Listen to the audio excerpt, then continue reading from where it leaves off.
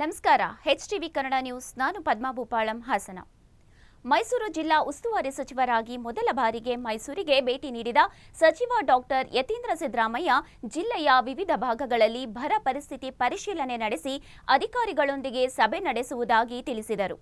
ರಾಜಕೀಯ ಬೆಳವಣಿಗೆಗಳ ಕುರಿತು ಪ್ರತಿಕ್ರಿಯಿಸಿದ ಅವರು, ತನ್ವೀರ್ ಸೇಠ್ ಅವರಿಗೆ ಸಚಿವ ಸ್ಥಾನ ಕೈತಪ್ಪಲು ಸಿದ್ದರಾಮಯ್ಯ ಅಥವಾ ತಾವು ಕಾರಣ ಎಂಬ ಆರೋಪವನ್ನು ತಳ್ಳಿಹಾಕಿದರು.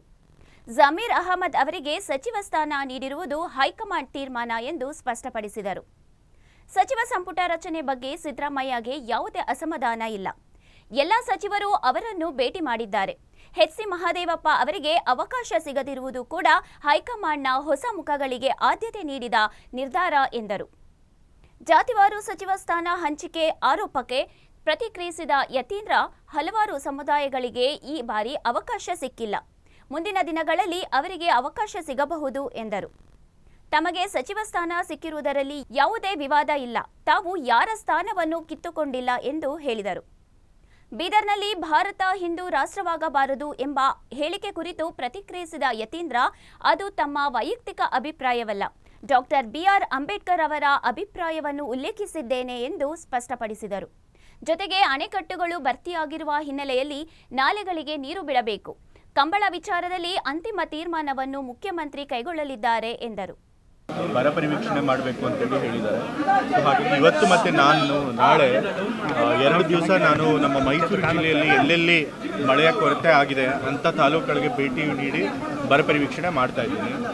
ಹಾಗಾಗಿ ಈಗ ಮೈಸೂರು ಉಸ್ತುವಾರಿ ಸಚಿವರಾಗಿ ಮೊದಲು ತಾತ್ಕಾಲಿಕವಾಗಿ ಮಾಡಿದ್ರು, ಈಗ ಬಹುತೇಕ ಖಚಿತ ಆಗಿದೆ. ಹಾಗಾಗಿ ಮೊದಲನೇ ಬಾರಿ ಮೈಸೂರು ಉಸ್ತುವಾರಿ ಸಚಿವನಾಗಿ ಮೈಸೂರು ಬಂದಿರೋದ್ರಿಂದ ಮೊದಲು ನಮ್ಮ ಉರ್ಲಿಂಗ ಪೆದ್ದ ಮಟ್ಟಕ್ಕೆ ಬಂದು ಇಲ್ಲಿ ಜ್ಞಾನಪ್ರಕಾಶ ಸ್ವಾಮಿಗಳ ಆಶೀರ್ವಾದ ಪಡೆದು ವರಿಷ್ಠರು ಯಾರ್ಯಾರು ಅಸಮಾಧಾನಿಸಿದ್ದಾರೆ ಅವ್ರನ್ನೆಲ್ಲ ಹೋಗಿ ನೇರವಾಗಿ ಭೇಟಿ ಮಾಡಿ ಅವರ ಮನವೊಲಿಸುವಂಥ ಕೆಲಸ ಮಾಡಿದ್ದಾರೆ.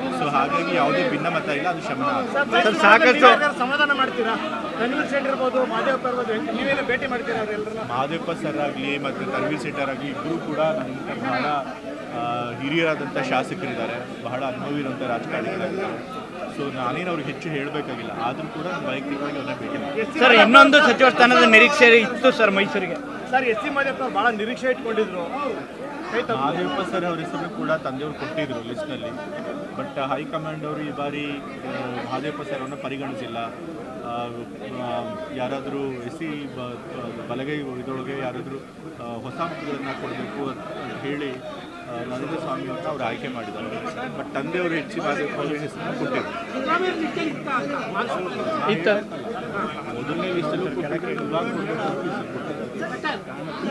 ತಂದೆಯವರು ಸುಮಾರು 14 ಹೆಸರನ್ನು ಕೊಟ್ಟಿದ್ರು. ಅದರ ಮೊದಲನೇ ಹೆಸರು HC ಮಹದೇವಪ್ಪ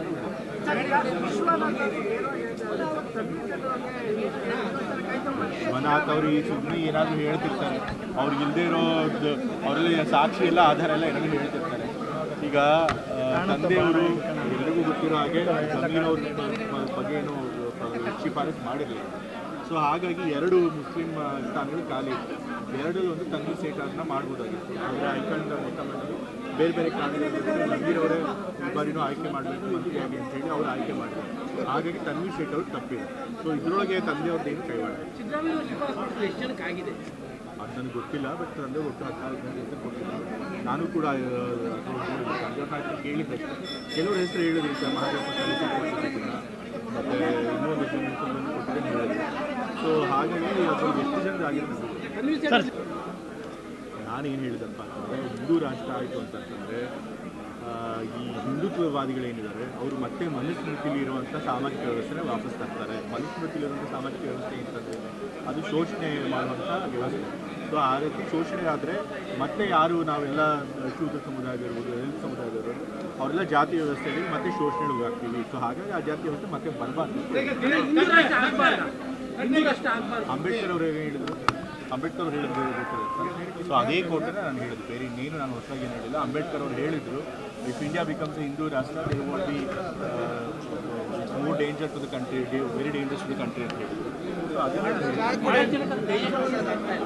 ಯಾಕೆ ಇಷ್ಟು ವರ್ಷಗಳು ಕೂಡ ನಮ್ಮ ಕಂಟ್ರಿ ಇರೋದೇ ಸೆಕ್ಯುಲರ್ ಆಗಿ, ಈಗಲೂ ಕೂಡ ಸೆಕ್ಯುಲರ್ ಆಗೇ ಇದೆ. ಈಗಲೂ ಕೂಡ ಒಂದು ರಿಲಿಜಿಯಸ್ ಕಂಟ್ರಿ ಅಲ್ಲ ನಮ್ಮದು. ಯಾವತ್ತೂ ಕೂಡ ಒಂದು ಆಗಲೇ ಸರ್ವಸಪಕ್ಷಿಕ ಸಭೆಗಳಲ್ಲಿ ಕಾವೇರಿ ನೀರು ವಿವಾದದ ಬಗ್ಗೆ ಸರ್ವಪಕ್ಷ ಸಭೆಯಲ್ಲಿ ಮುಖ್ಯಮಂತ್ರಿ ಕೂಡ ಅಲ್ಲೂ ಕೂಡ ತೀರ್ಮಾನ ಆಗಿದೆ. ಹೇಗಿದ್ರು ಅಣೆಕಟ್ಟೆಗಳು ತುಂಬಿದೆ, ನ್ಯಾಚುರಲ್ ಆಗಿ ನೀರು ಹೊರಗಡೆ ಹೋಗುತ್ತೆ, ಹಾಗಾಗಿ ಕೆನಾಲ್ಗಳು ಕೂಡ ನೀರು ಬಿಡಬೇಕು ಅಂತೇಳಿ ಅದೇ ಸೂಚನೆ ಮುಖ್ಯಮಂತ್ರಿಗಳು ಕೂಡ ಕೊಟ್ಟಿದ್ದಾರೆ. ಹಾಗಾಗಿ ಕೆನಾಲ್ಗಳಲ್ಲಿ ನೀರು ಕಂಬಳ ವಿಚಾರದಲ್ಲಿ ಇನ್ನೂ ತೀರ್ಮಾನ ಆಗಿಲ್ಲ, ಬಟ್ ಎಲ್ಲ ತಯಾರಿ ನಡೀತಿದೆ. ಮುಖ್ಯಮಂತ್ರಿಗಳು ನಡಿಬೇಕು ಅಂತ